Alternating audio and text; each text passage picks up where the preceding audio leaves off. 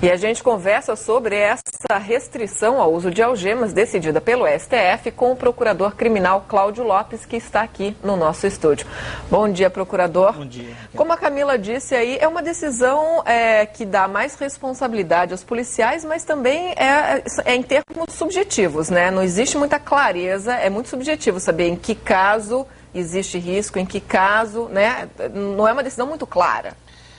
Realmente é um pouco preocupante, pode ser um avanço de um lado, a edição da súmula vinculante do Supremo Tribunal Federal, mas, por outro lado, ela é um pouco preocupante por alguns aspectos. Em primeiro lugar, porque ela poderá acarretar, né, a nulidade de prisões e de verdadeiros atos processuais.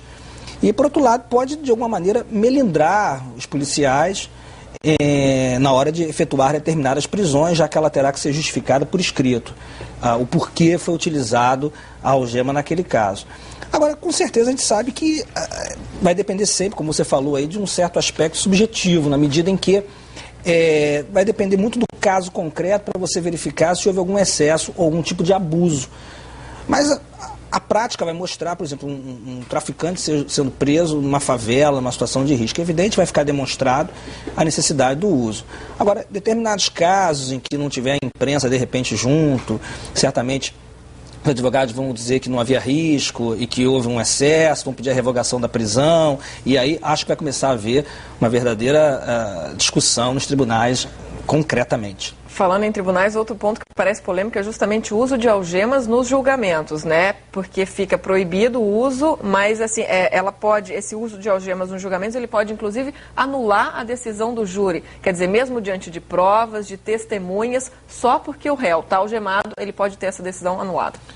Se no caso concreto, a questão sendo decidida por qualquer tipo de juiz ou até mesmo pelo Supremo Tribunal Federal, se entender que naquele caso concreto o uso de algemas foi indevido porque não havia esse risco à segurança de ninguém, do preso, das pessoas, da polícia, o julgamento poderá ser efetivamente anulado. Agora, vai se configurar algum tipo de crime quando, por exemplo, se entender que houver abuso do uso das algemas? Mas, assim, se o judiciário pode reclamar, porque como que o judiciário vai reclamar se a competência, por exemplo, para julgar um policial é do Ministério Público? Como é que vai ficar essa questão?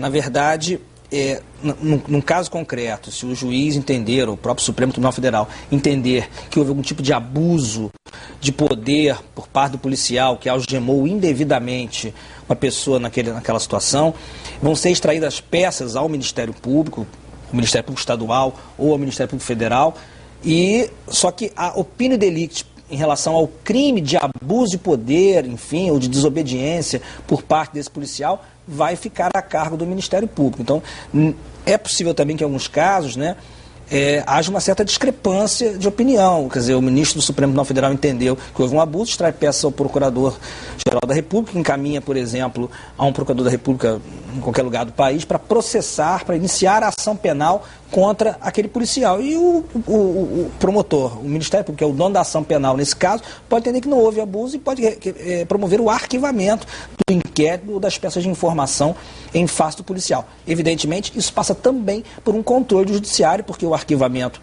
é submetido ao judiciário, que pode não concordar. Só que se não concordar, volta para o chefe do Ministério Público